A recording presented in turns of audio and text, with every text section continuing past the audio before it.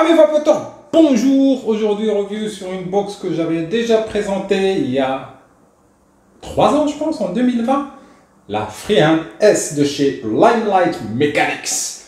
Mais je l'avais présentée déjà en 21700. Aujourd'hui, c'est en 18650 et c'était en arabe, en Darija. Maintenant, depuis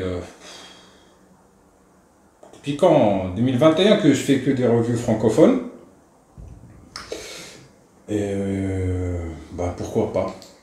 Oui, c'est une box qui est sortie en 2017, il y a 6 ans. Vous allez me dire, ouais, tu me présentes une vieille box. Elle est toujours d'actualité parce que vous pouvez toujours l'acheter sur le site Limelight. Vous pouvez toujours passer par le Bespoke programme. Vous les contactez, vous leur disiez ce que vous voulez pour votre box. Ils vont vous la faire, il n'y a pas de souci. C'est juste que ça coûte 400 € en Bespoke. Elle existe aussi dans d'autres finishes moins chers. Mais pour moi, une Freehand, c'est du bois stabilisé. Là, avec le Basic 2.0,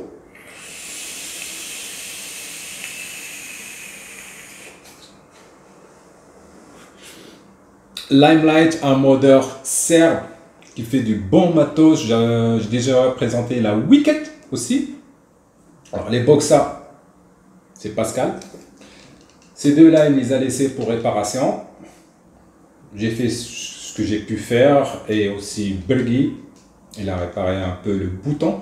Il y avait tout marche sauf le bouton. Des fois, il déconne et c'est la seule pièce qui est fabriquée en France. Bon. Close-ups. La Freehand S de chez Limelight Mechanics nous vient dans une bonne petite boîte en carton. Hop, il y a une sleeve. Et hop. Rien sur le côté, à part celui-là. Nature's Best Carved to Perfection. À l'intérieur, la boîte elle est d'assez bonne facture. Oui, c'est du carton, mais ça va. Une petite mousse. Là, on a un bon petit texte en anglais. Je le lis, je lis pas. Ouais, pas besoin. Voilà, si vous voulez, vous faites une pause. Là, on a un petit numéro de série, 2137. On va y revenir. Je trouvais ça un peu rigolo. À l'intérieur, vous avez un autre bout de mousse qui est prédécoupé et rien en dessous. Alors, cette bonne petite vieille Freehand S, là, elle est en version Bespoke, en bois stabilisé. Elle existe aussi en Gloom, ce qui est du Delrin, tout noir. Gloom thème, en ultime, en noyer aussi, basique. Et là, c'est du bois stabilisé. On a 3 couleurs ici. C'est joli, c'est beau. Commençons par l'esthétique. Tout d'abord, il y a une petite inscription là gravée sur le bois. Limelight. Et Freehand S ici. Pas trop de blabla sur cette box. Focus de merde. J'aurais dû mettre le fond blanc du Sopalon. On a un 510 piezo 22 mm catch cap et vous pouvez aussi opter pour un 24 mm qui est plus plat. Les mensurations 75 mm au plus haut, 49 mm au plus large et 29 mm de profondeur, tout en prenant en considération que celle-là c'est du 22 et celle-là c'est du 24 maximum. C'est pas une méca, mais elle réagit comme une méca. Il y a un MOSFET, voilà. C'est un RAM inside. 3 clics pour l'allumer, 3 clics pour l'éteindre. On va y revenir. Donc ici, on a un petit stopper pour la battle qui est juste usiné dans du Delrin avec 2 petits tétons en métal qui s'enclenchent dans les petites rigoles ici. Boum, on enlève la Skunk Battle. Vous voyez, elle est encore neuve parce que celle-là, elle n'a jamais été utilisée. Elle est en vente depuis plus d'1 an là. J'essaie de la revendre. Payé 400 €, jamais utilisée. Je vais la revendre à 3000 dirhams, mais il n'y a pas d'intéressé. Donc, à force, je pense que c'est moi qui va finir par l'acheter à Pascal. Donc, RAM Inside. Vous voyez là, numéro de série, c'est le 2137, comme sur la boîte. Hand built in Serbia. Un petit truc qui est bizarre, c'est que ici aussi, c'est 2137. Je sais pas si on peut le voir. Est-ce qu'on peut le voir? Est-ce qu'on peut le voir? Est-ce qu'on peut le voir? Je sais pas. 2137 aussi ici. Et là, qu'est-ce qu'on a ici? Ah, celle-là, elle n'a pas de RAM inside. Ça, celle-là, elle est un peu plus ancienne que les autres. Ça doit être un autre MOSFET pour celle-là. Parce que le RAM, il est venu après. Alors, on a parlé de la battle, on a parlé des mensurations. Vous voyez, le travail, c'est bien fait. Le MOSFET à l'intérieur, il est complètement étanche.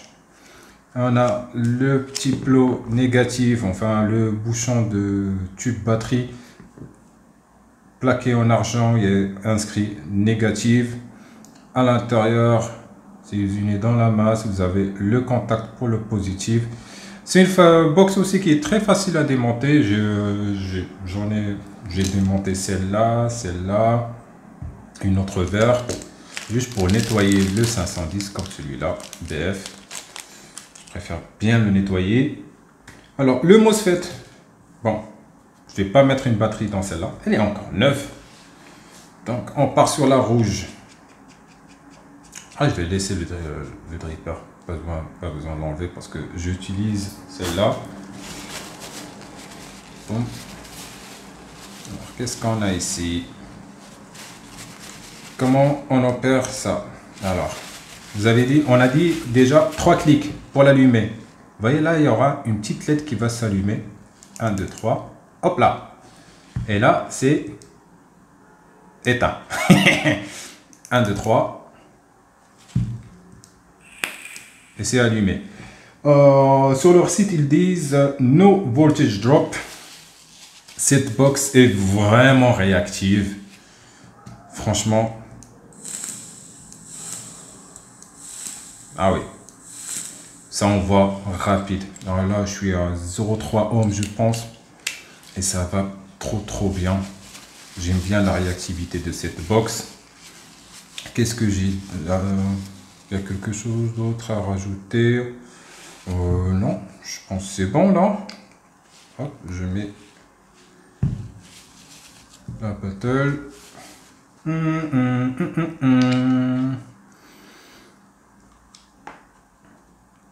Ah oui, il y a quelques années, j'avais présenté la 21700 et je disais un truc, c'est j'aurais préféré que le bouton soit là, trigger,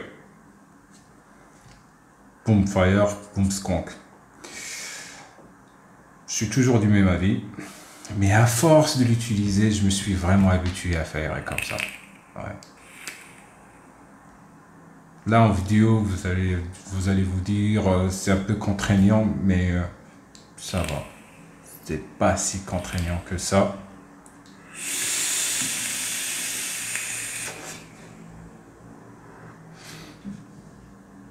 C'est très réactif. Avec le Basic 2.0, c'est le RDA BF que j'ai préféré. Ah, j'ai un petit dripper à tester aussi. Bon. Le Hasard 2. Je l'ai complètement oublié celui-là. Bon. Qu'est-ce que j'ai d'autre à dire? Bah c'est bon, voilà.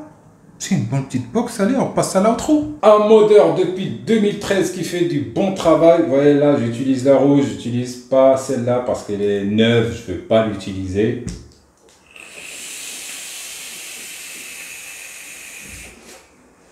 Comme je vous ai dit, elle est à vendre. Tout pour le moment, personne n'est intéressé par une beauté pareille. Dommage. Point positif. Design. Elle est belle, légère, bien faite, très fiable. Oui. Sur plein de friandes que Pascal a. Juste quelques-unes qui sont tombées en panne. Quoi d'autre? Le RAM, Sur celle-là, je pense pas que c'est un RAM, mais c'est aussi c'est le même fonctionnement, c'est un MOSFET, c'est le même fonctionnement, elle ressemble au RAM. Parce que j'ai démonté ces deux-là, là c'est inscrit que c'est RAM. Et ah oui, ce qui est bizarre aussi, c'est le même numéro de série pour toutes les bespoke, le 2137. J'ai démonté le RAM pour j'ai démonté la box. Celle-là, il y a putain les mots. Alors pour la verte, à l'intérieur il y a écrit RAM inside, c'est-à-dire le MOSFET. Sur celle-là, il n'y a pas inscrit RAM inside, mais à vue d'œil, c'est le même MOSFET. J'ai pas fait la différence entre les deux. Attends, c'est un petit peu. Non. Même d'en bas, quand je le vois d'en bas, c'est la même chose. Très très réactive.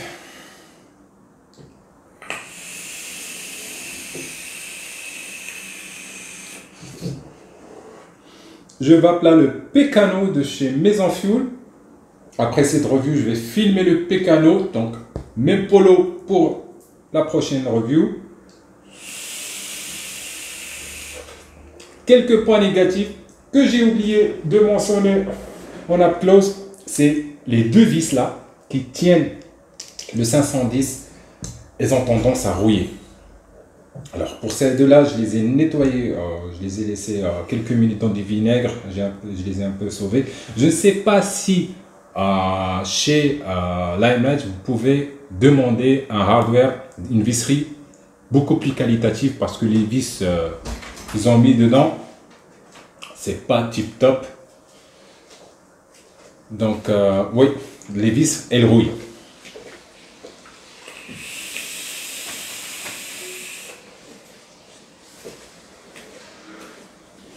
Quoi d'autre? Trigger, ça va, je me suis fait. J'ai pas beaucoup de points faibles pour cette box, c'est une box que j'adore. D'ailleurs celle-là, je pense à force c'est moi qui va l'acheter.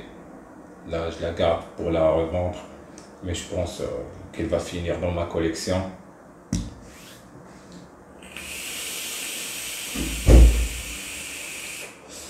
Trois clics, tu l'éteins, tu la mets dans ta poche.